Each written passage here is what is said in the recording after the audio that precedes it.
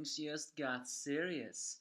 Of course, the fanbase immediately complained about now we have a similar Lucy situation from Fairy Tail, and I'm saying, first of all, her design is kinda like Luffy. Second of all, Lucy was not the first of Hiromashima's females that got captured. And third of all, why are you complaining? This is going to be epic! That face, that rageful face. That I love to see that. That means that nothing can stop someone who wants to hunt down the culprit that took away their friends. Eden Zero is certainly not slowing down at all. Although it's pretty ironic that right now Fairytale 100 Year Quest is feeling a little bit slowly, but that's because despair is a little higher. Don't get me wrong though, the despair in this chapter is strong, but for some reason I'm still feeling hopeful. Maybe it was the face. But yes, this is the Angry Anime Fan, bringing you the summary of Eden Zero 18. First of all, a pretty cute cover page of Rebecca beating Shiki in some kind of galactic chess game, whatever. Either way, the fight begins between Shiki and the guy later revealing himself to be Jin. I have to say the fight here is actually pretty nice. It's not the typical Hiromashima one-hit KO moves, but actually a fight.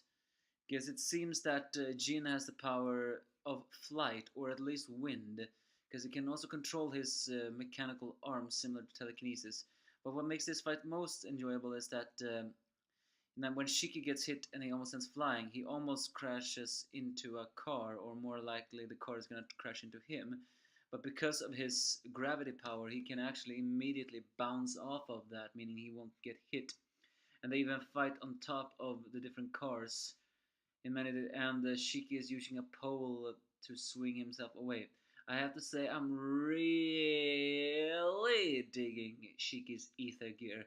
I just wish we have a name of it. Right now, all its name seems to be Dia Machina or something like that. Because, I mean, the limits that Shiki seems to be able to do with his gravity ether gear seems to be none at all. I mean, there's no limit of it all. He can fly, but at the same time, he doesn't fly all the time. It seems to be more accurate that he is falling in a certain direction, and then he's using other methods in order to stay in that picture of flying, so to speak. Or maybe he really is flying, or maybe floating. After all, it is gravity, and he's ending his own gravity. Either way, he's fighting Jin, and it's not exactly known if he's in the advantage, but Jin shows his powers, which seems to imply again that his power is indeed that of wind, as he uses something called Skymek Ninjutsu Repuzan, which creates a large cutting fissure in the ground, as well as making a lot of the cars in the area bounce around. But Shiki, the hero, immediately uses his gravity power to actually stop the cars from falling, but by making them a little bit heavier. But the difference is he doesn't crush them when he does that. He basically just restores their gravity center on every single one. And the final one, that one that's flying real high, he stops himself, akin to a scene very similar to Spider-Man. It's there we actually see that they were on a bridge all this time. As Shiki angrily looks at Jin for having endangered lives, Jin doesn't really care, but then suddenly he gets a call saying he's returning to base. He says his name, which is, as I said before, Ginn, and proclaims that if he still wishes to challenge him, he can find him at Gilst, the illegal thing. Now when I think about it, Jin, I didn't pay attention to this last week, but now it's actually very apparent. He has a very strong ninja theme, not only for his wind power, his silent and non-empathy behavior, but his headband. It's almost similar to those headbands that they always wore in Naruto. Note, almost. I didn't pay attention to his ninja theme until now. Although that detachable arm, that's not so very ninja-like, not what I know of.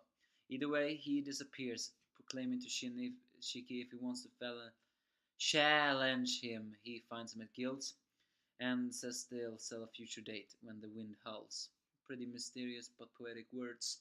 I like that. So yeah, he definitely proclaimed himself the winner of this fight. But then Lavinia comes and hugs Shiki of all these different thanks, although seeing completely non-apparent about this, but also happy that she got good video that she's gonna show in Rebecca's face. So after that, Shiki screams ninjas are awesome as they return to the Shooting Star Guild, where they find Happy beaten badly. He has lost part of his ear, part of his head, and even one of his arms. He's completely a mess and in tears as he reveals that Rebecca has been kidnapped. They went to the Guildmaster's room and then were attacked by a weird guy. Next thing Happy knew, Rebecca and the Guildmaster were gone. Hmm.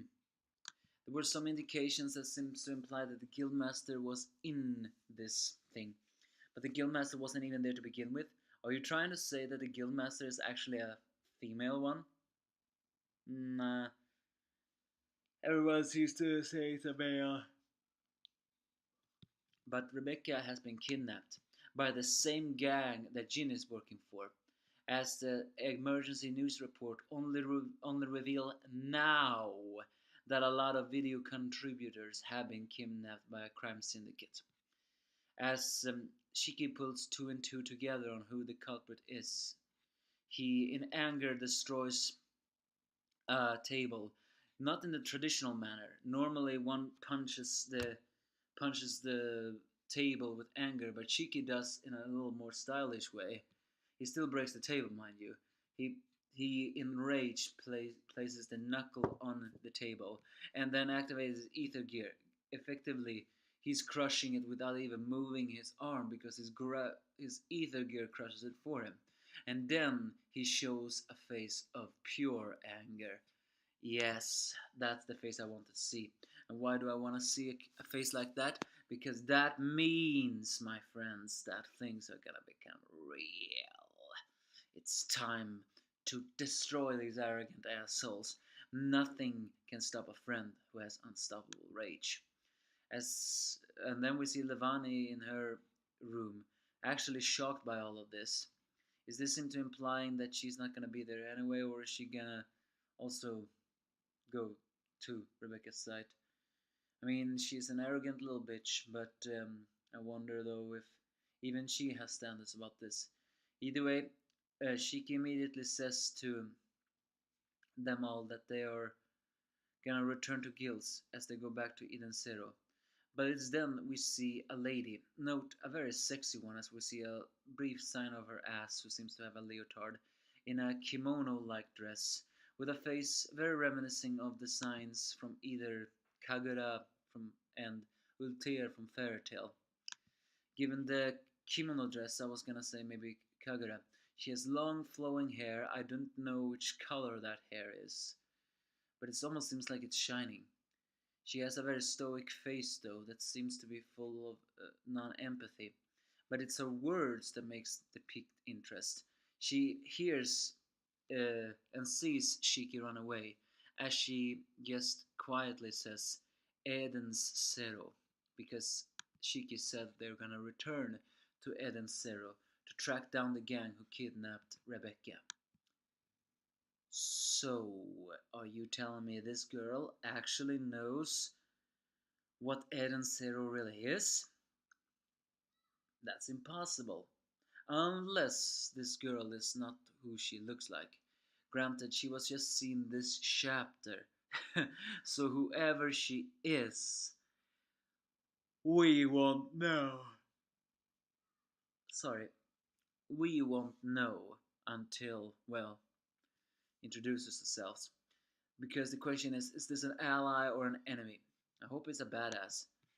The final scenes are on a cargo ship that will transport to Rbeccam, and it turns out she's not the only one who has been kidnapped.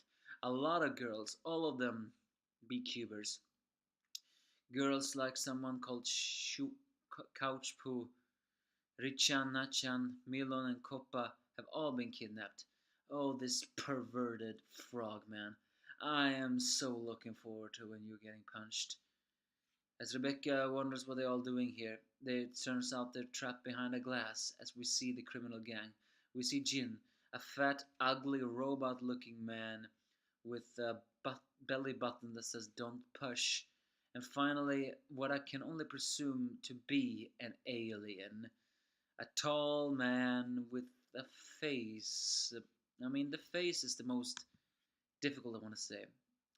I was gonna say he has a he has a head that seems to be shaped like, well, you know, but I'm not gonna go that far.